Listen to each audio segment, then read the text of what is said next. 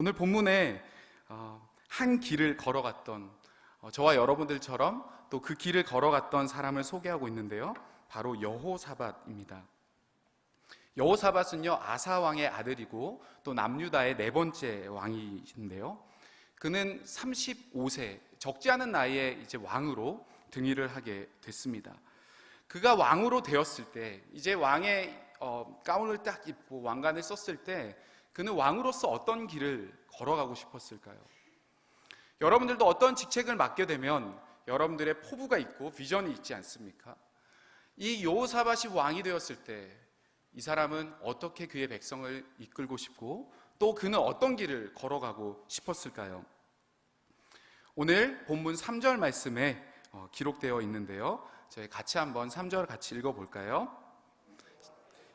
여호사밧과 함께 하셨으니 이는 그가 그의 조상 다윗의 처음 길로 행하여 바알에게 구하지 아니하고.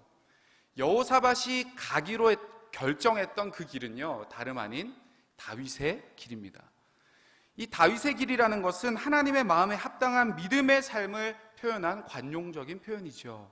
구체적으로 이 행동 지침을 3절 후반부에 보여주고 있는데 이렇게 적혀 있습니다. 그가 그의 조상 다윗의 처음 길로 행하여 바알에게 구하지 아니하고. 또 6절을 보면 그가 전심으로 여호와의 길을 걸어 산당들과 아세라 목상들도 유다에서 제거하였더라. 여호사밧이 걸어갔던 그 다윗의 길은 다윗이 했던 것처럼 바알에게 구하지 아니하고 모든 우상을 제거하는 길이었습니다. 왕이 되어서 자신이 걸어가야 할 길을 분명하게 정하고 그것에 반하는 것을 과감하게 끊어내고 없애버리는 그런 강력한 통치를 여호사밧은 보여준 것이죠. 여러분, 근데 사실은요, 이것이 결코 쉬운 일이 아니었습니다. 그것을 다 끊어내고 자신이 정한 이 다윗의 길로 가는 것은 참 많은 어려움이 이 여호사밧 앞에 놓여 있는 것이었습니다. 왜냐하면 이방신을 섬기는 산당은요, 하루아침에 만들어졌던 것이 아니기 때문입니다. 이스라엘 백성들이 지금의 가나안 땅에 입성하기 전부터 그 땅에는 바알과 아세라 신들이 자리 잡고 있었고 깊이 뿌리 내어서 이미 그 땅의 문화가 되었고 그곳에 삶이 되어 있었습니다. 저는 믿음의 2세대입니다. 저희 부모님이 저희 가정에 처음 예수를 믿게 되었는데요, 저희 아버님은 고등학교 때 친구 전도해서 교회에 처음 나가시게 됐어요. 저희 어머니도 원래 카톨릭 신자였는데 기독교 미션 스쿨에 이제 가게 되면서 이제 의무적으로 교회에 가게 됐어요. 그래서 두 분이 이제 교회를 처음 다니게 되셨는데 그 두 분께서 만나셔서 이제 교회 안에서 이제 결혼을 하게 되셨습니다. 시집을 갔는데 저희 집에 갔더니 저희 집은 굉장히 오래된 유교와 또 불교가 막 이렇게 혼합되어 있는 그런 곳이었거든요.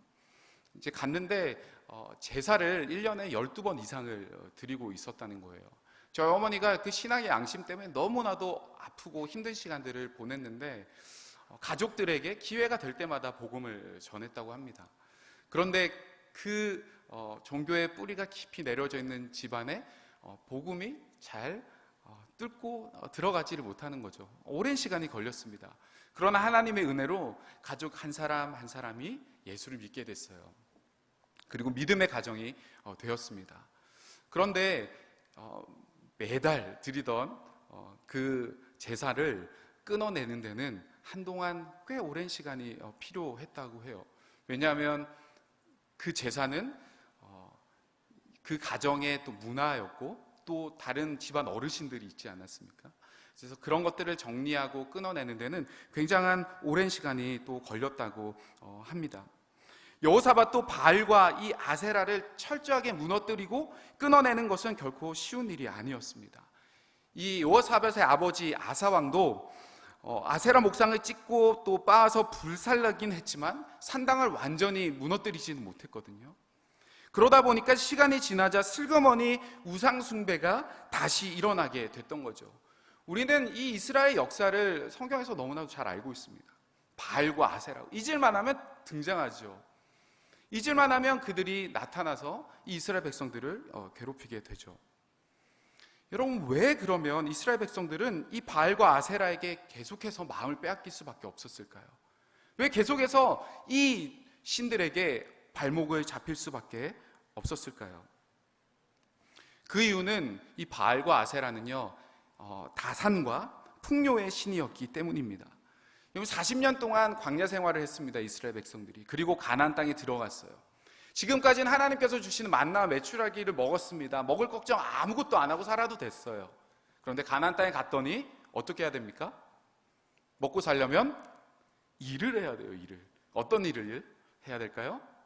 농사를 지어야 됐습니다. 그런데 40년 동안 뭐 아무것도 해본 적이 없는데 농사를 어떻게 짓겠습니까? 그러다 보니까 그 땅에 거류하고 있었던 거류민들의 도움이 절실하게 필요했죠. 그래서 어떻게 파종을 하고 어떻게 수확을 하고 이런 것들을 이제 그 가나안 땅에 있던 사람들에게 많은 도움을 얻었습니다. 그런데 그들이 가지고 있었던 핵심이 있었어요. 어떻게 하면 이 소출을 풍성하게 낼 수 있을지 그것에 굉장한 중요한 노하우가 있었습니다. 그것은 다름 아닌 풍요와 다산의 신인 바알과 아세라에게 절하는 거였어요. 이스라엘 백성들이 여러분 어떤 마음이 들었을까요? 여호와 하나님을 섬기는 사람들이었는데 지금 먹고 살 문제 앞에 놓여드니까 그 바알과 아세라에게 그들도 절할 수밖에 없는 거예요. 아, 저렇게 하면 우리가 먹고 살 수 있구나. 아, 저렇게 하면 소출이 많이 나올 수 있구나. 아니다라고 생각했지만 조금씩 양보하고 조금씩 타협하다 보니까 어느 순간 이스라엘 백성들 삶의 깊은 곳까지 이 바알과 아세라의 그 우상 숭배가 자리 잡게 된 것이죠. 따라서 여호사밧이 산당을 파하고 아세라 목상을 제거한다는 것은요, 그 전통 그리고 그 시대의 필요, 그 시대의 흐름, 이런 것들을 끊어내는 거였어요. 단순하게 우리가 이제는 하나님 한 분만 믿습니다 라고 선포하고 그 길을 따라가야 됩니다, 선동하는 것에 그치는 것이 아니라 이 일은 정말 그들의 삶에 깊이 뿌리 내린 그들의 터전부터 갈아엎어야 되는 큰 주제였다라는 것이죠. 그래서 곳곳에 우상들을 파괴하기 시작하고 목상들을 다 무너뜨리기 시작합니다. 여러분, 그것을 보았던 이스라엘 백성들은 어떤 마음이었을까요? 물론 어떤 사람들은 그래, 이제 드디어 여호와 하나님만 우리가 붙잡는 제대로 된 왕이 왔구나 라고 그를 또 따르는 사람도 있었겠지만, 반면에 아니 왜 그러는 거지? 아니 왜? 지금 잘 서 있는 저 신을 왜? 이렇게 반대하는 사람들도 분명히 있었을 거예요. 여호사밧을 미워하고 적이 되는 사람들도 있었을 겁니다. 그래서 정말 이 싸움은요, 쉬운 싸움이 아니라는 거예요. 특히 이 일은요, 여호사밧이 왕이 된 지 3년째 되는 때부터 시작이 되었습니다. 여러분, 왕이 되고 처음 몇 년이 얼마나 중요합니까? 그죠? 정권을 잡고 그 사람이 하는 그 처음이 굉장히 중요하지 않습니까? 그런데 이 여호사밧은 이 처음 3년 모두가 주목하고 있는 바로 그곳에서 내실을 다지고 곳곳에 사람들을 세우고 국방을 튼튼하게 해야 할 바로 그 왕의 자리에서 지금 다른 사람들의 반대를 무릅쓰고 한 사람이라도 자기 편을 만들어야 할 바로 그 시점에 사람들의 미움을 받으며 다윗의 길을 선택하고 있는 거예요. 여러분, 왜 이렇게까지 해야 했을까요? 그냥 대충 해도 되지 않습니까? 하나님을 잘 믿고 그냥 있었던 산당은 그냥 또 그 사람들의 나름대로 살 수 있도록 그냥 내버려 두면 되지 않습니까? 왜 굳이 산당을 다 무너뜨리고 잘 살고 있는 사람들의 마음을 다 그렇게 뒤흔들면서 그렇게 어려움을 자초하고 있는 걸까요? 적당히 신앙생활하고 세상에서 그냥 세상 방법대로 그냥 맞춰 살면서 조용히 내 신앙생활만 하면 될 텐데 왜 굳이 예수를 믿는 것 때문에 다른 사람을 불편하게 하고 피해를 주고 있는 걸까요? 왜 유별나게 예수를 믿어서 분위기를 망치고 있는 걸까요? 여호사밧도 적당하게 하면 될 텐데 왕권을 잡은 중요한 시작부터 사람들의 미움을 받으며 왜 이를 굳이 하고 있는 걸까요? 여러분들도 직장에서, 사회에서, 가정에서 이러한 공격들 많이 오지 않습니까? 예수를 믿는 것 때문에 눈총을 받기도 하고, 왜 저렇게 저 사람은 유달리 왜 예수를 믿는 걸 저렇게 티낼까? 그런 어려움들을 여러분들이 받으실지도 모르겠어요. 그런 분들이 계시다면 여러분 잘하고 계시는 겁니다. 여호사밧처럼 잘하고 계시는 거예요. 왜 여호사밧이 그 길을 포기하지 못하고 걸어갈 수 있었느냐? 그 일은요, 바로 여호사밧이 증인이었기 때문이에요. 증인. 그는 35세 왕이 되었습니다. 그의 아버지 아사 왕은요 39년을 왕으로 이 유다를 다스렸습니다. 다시 말하면 얘가 태어날 때부터, 여호사밧이 태어날 때부터 그냥 왕자였어요. 그리고 이 왕의 아들로서 그 많은 것들을 누리고 유년 시절과 청소년 시절과 청년 시절을 다 보냈습니다. 아버지 옆에서 가장 가까운 곳에서 모든 것들을 지켜보았습니다. 특히 그가 아버지가 하나님을 잘 섬겼을 때 어떻게 되는지, 전쟁이 그치고 국가가 안전하고 평안했던 것들을 보았습니다. 그리고 동시에 또 무엇을 보았습니까? 아사왕의 말년에 하나님을 거역하며 의지하지 않았던 모습들도 다 지켜보았어요. 그는 아버지의 삶을 통해서 하나님의 축복과 하나님의 저주가 어떠한 것을 보았던 산 증인이었다라는 거예요. 그래서 마침내 그가 왕이 되었을 때 나는 이제 어떤 길을 걸어가야 되는가? 그가 지금까지 인생을 통틀어 보며 살아왔던 그 증인의 삶을 가지고 그는 그가 앞으로 걸어가야 할 길을 선택했던 것이죠. 사랑하는 여러분, 이처럼 우리의 삶은요, 우리의 대로 끝나는 것이 아니에요. 부모의 삶은 자녀의 삶에 그대로 녹아나게 됩니다. 자식은 부모의 거울이라고 하지 않습니까? 부모의 모습을 보고 자식들도 그렇게 배우고 성장하는 겁니다. 여호사밧도 아버지 아사왕을 보면서 배웠습니다. 4절을 보면 오직 그의 아버지의 하나님께 구하며, 하나님을 가리키는데 지금 뭐라고 합니까? 아버지의 하나님이래요. 아버지의 하나님. 아버지의 하나님이라고 표현한 것처럼 이 여호사밧은요 아버지의 신앙을 그대로 물려받았습니다. 그리고 장성하여서 그가 아버지의 자리에 앉았을 때, 그가 아버지의 역할을 수행해야 될 때, 그가 왕으로 쓰임받게 되었을 때 아버지보다 더 훌륭하고 더 믿음을 강한 사람으로 되어서 하나님의 마음에 합당한 자, 다윗의 길을 신실하게 그리고 전심으로 걷는 자가 되었던 것이죠. 그는 증인이었어요. 아버지의 삶을 보면서 하나님의 축복과 저주를 보았던 증인이었습니다. 그리고 그 아버지 때의 모습은 그 아들 여호사밧에게 그대로 아주 엄청난 영향력으로 다가오게 되는 것이죠. 사랑하는 여러분, 우리도 자녀를 기릅니다. 여러분들은 자녀들에게 무엇을 전수하고 계십니까? 여러분 자녀들은 여러분들의 무엇을 보며 꿈을 꾸고 또 그 길을 걸어가고 있습니까? 이 시대의 흐름을 끊어내고 위험을 감수하면서도 신실하게 하나님의 길을 선택할 줄 아는,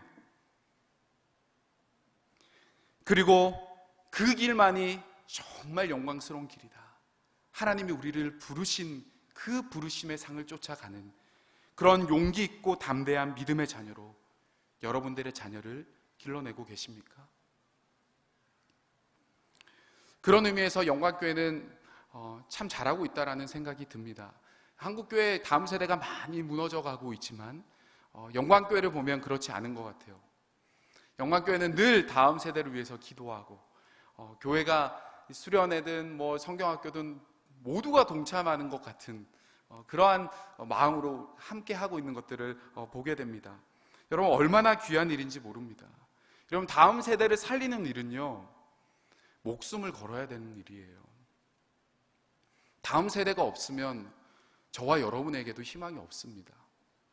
우리 한국교회 그리고 더 나아가서 이 지구 온 세계상 가운데 열방 가운데 여러분들 정말 하나님을 신실하게 믿고 따를 그 다음 세대가 없다면 여러분 아무 의미가 없는 것이죠. 여러분 저와 여러분들의 삶을 통해서 우리의 신앙생활을 통해서 우리의 자녀들이 그대로 배우고 그 길을 또 훗날 그대로 걷게 된다라는 것을 여러분 반드시 기억하십시오. 다음 세대를 우리를 능가할 세대로, 여러분 우리 수준의 세대로 만들면 안 되잖아요.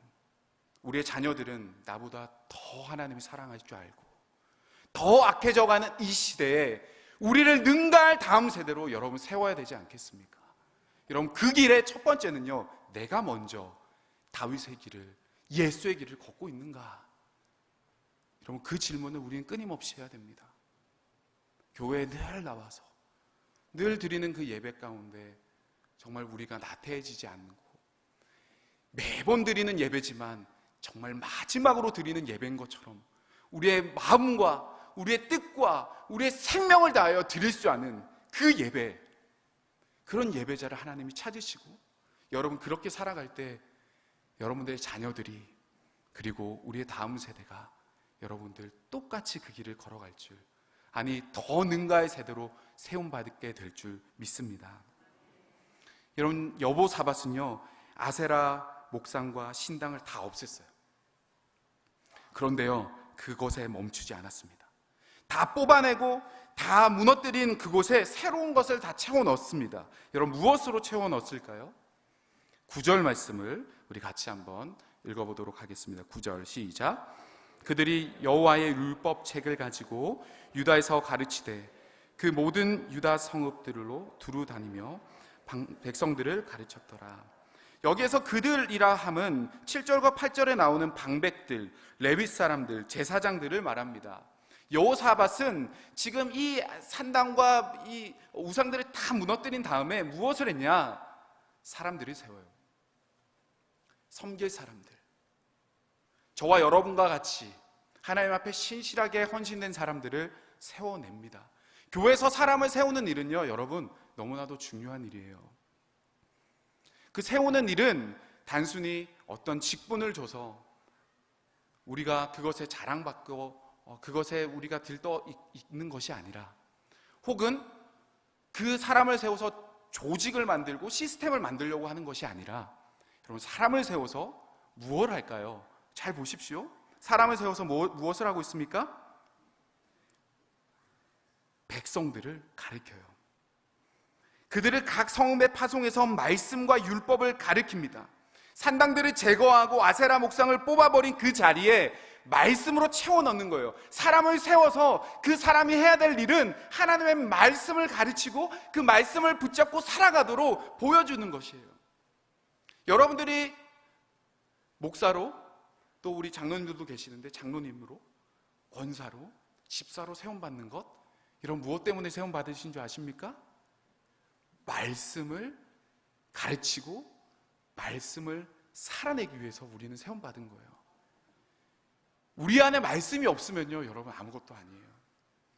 그래서 여러분들 이렇게 수요일마다, 금요일마다 또 여러분들 교회 제자훈련, 또 여러 가지 또 성경을 배울 수 있는 프로그램들 많이 있지 않습니까? 여러분 열심히 애써서 동참하십시오. 아 그건 나 예전에 다 했는데 이제 더 이상 받을 게 없는데, 처음부터 하십시오. 여러분 하나님의 말씀은 새롭게 샘솟는 거예요. 샘물같이 나오는 겁니다. 예전에 했던 게 아닙니다. 똑같은 말씀 또 보아도 그것이 우리에게 얼마나 기쁨이 되고 새로움이 되는지, 여러분들 하나님 말씀 배우는데 소홀하지 마십시오. 이것이 우리를 부르신 하나님의 뜻입니다. 사명이고요. 여러분 이렇게 여호사밧은 사람들을 세워서 말씀을 선포하게 만들어요. 각 지역마다 보냅니다. 여러분 각 구역마다 구역장들을 보내요.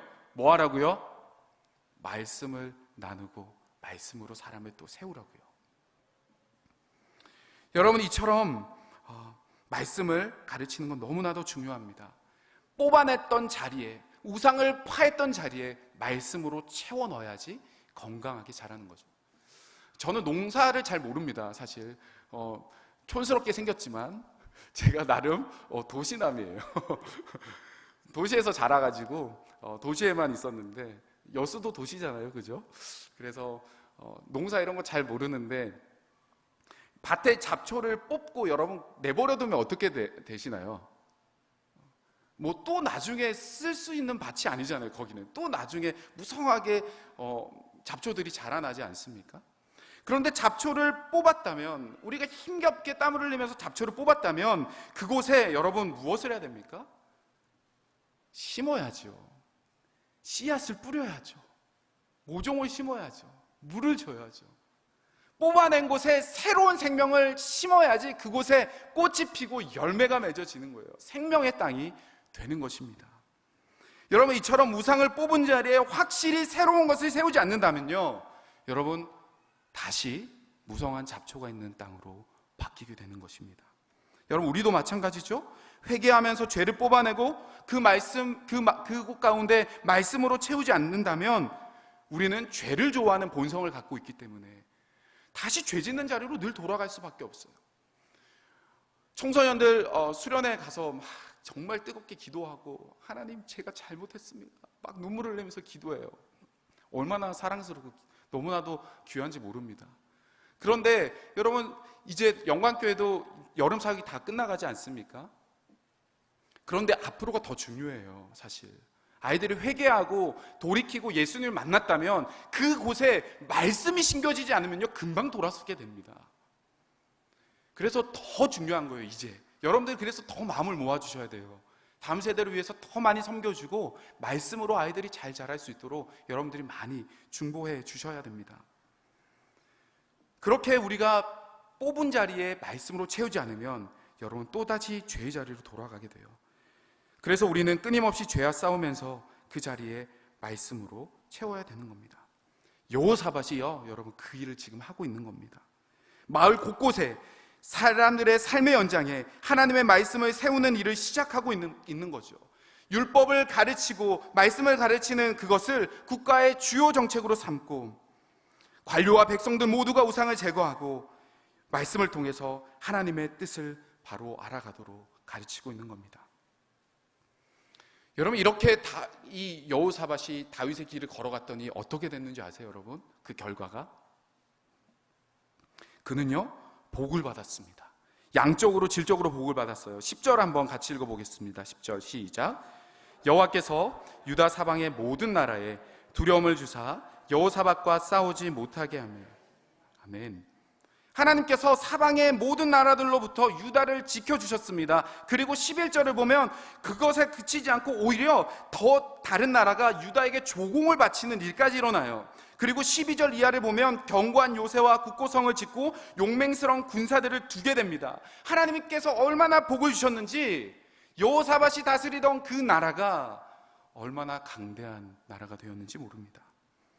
여러분, 그것이 14절 이후로 보면 숫자로 표현해주고 있는데요, 군사의 숫자를 나열해주고 있습니다. 유다에 속한 천부장 중 아드나가 큰 용사 30만 명을 거느렸고, 여호하난이 28만, 아마시아가 20만, 엘리아다가 20만, 여호사밧이 18만. 이 수를 총 다 더하면요 116만이에요 116만 명의 군사력을 가지게 됐다는 겁니다. 이것은요, 선대에 있었던 아비야와 아사 시대, 그리고 지금 여호사밧 이후에 있을 아마샤와 우시아에 있었던 그 군사력들과 비교해보면 이 여호사밧 시대에 약 3배가 더 많은 군사력을 가졌다는 거예요. 여러분, 이것은 엄청난 거예요. 전대와 후대랑 바로 비교했을 때 3배나 차이 나는 이 군사력을 가졌다는 것은요, 하나님이 얼마나 그 나라를 강대하게 세워주고 계시는지를 우리는 확인할 수 있습니다. 여러분, 근데 여기서 그치지도 않아요. 16절 보시면요, 그는 자기를 여호와께 즐거이 드린 자라. 기꺼이 하나님께 자신의 삶을 드리기로, 하나님께 드리기로 기뻐하는 자들이 곳곳에서 일어나기 시작합니다. 하나님, 제가 있습니다. 하나님, 저를 보내주십시오. 말씀이 들어가고 그들의 삶이 변화되자 곳곳에서 자원하는 심령들이 일어나는 거예요. 평상시에는 자신의 생업에 종사하다가 전시 상황이 닥치면 기꺼이 목숨을 아까워하지 않고 전쟁에 나설 용맹한 사람들이 여러분 길러지기 시작한다는 겁니다. 여러분, 이처럼 다윗의 길을 걸은 여호사밧에게 하나님께서는요, 전대후대 정말 길이 기억될 만한 엄청난 복을 허락해 주셨습니다. 여러분, 이 모든 것이 어디서 일어난 것이죠? 여호사밧이 자신의 방법을 이룬 겁니까? 아니면 아버지처럼 아람 왕을 의지해서 그것들이 이루어진 것입니까? 아니면 바알과 아세라 신에게 절을 해서 이것들이 이루어지게 된 것입니까? 아니죠. 여호사밧은요, 하나님을 바라봤습니다. 여호사밧은요, 힘들지만 다윗의 길을 걸어갔습니다. 하나님 외에 다른 것은 과감하게 뽑아버리고 제하여버리고 하나님의 말씀으로 가득 채웠습니다. 먼저 그의 나라와 그의 의를 구하자. 모든 것이 더하여지는 놀라운 신비가 바로 이곳 가운데 있는 것입니다. 사랑하는 여러분, 우리도 우리의 인생길을 걷고 있지 않습니까? 우리 모두도 우리의 삶의 걸음을 한 걸음 한 걸음 오늘도 걸어가고 있습니다. 여러분들은 어떤 길을 걸어가고 있습니까? 초대교회 그리스도인들은 사도행전 9장 2절을 보면 길을 따르는 자들이라고 불렸어요. 예수님의 길을 따르는 자들이다 라고 사람들이 그들을 불렀습니다. 저와 여러분들은 어떤 길을 따르는 사람이라고 불려지고 있습니까? 주위에서 여러분들을 볼 때 이 사람은 어떤 길을 걸어가고 있구나. 이 사람은 정말 신실하게 주님의 길을 걷고 있구나. 아니면 어떤 사람은 저 사람은 교회는 다니는데 반은 세상에 발을 걸쳐서 걸어가고 있구나. 세상이 우리를 여러분 평가하고 있습니다. 원하기는 저와 여러분도 여호사밧처럼 또 초대교인 성도들처럼 다윗의 길, 예수의 길을 따르는 자가 되기를 간절히 소원합니다. 여러분, 그 길은요, 세상을 맞서는 길이고 시대의 흐름을 거스르는 길이고 손가락질 받는 길이고 미움받는 길일 수 있습니다. 그러나 우리의 중심을 굳게 잡고 우리의 마음의 우상을 제하고 말씀으로 가득 채워서 오늘도 신실하게 전심으로 그 길을 걸어갈 때 주님은 우리에게 걸어갈 수 있는 힘과 용기와 능력을 넉넉히 주실 줄 믿습니다.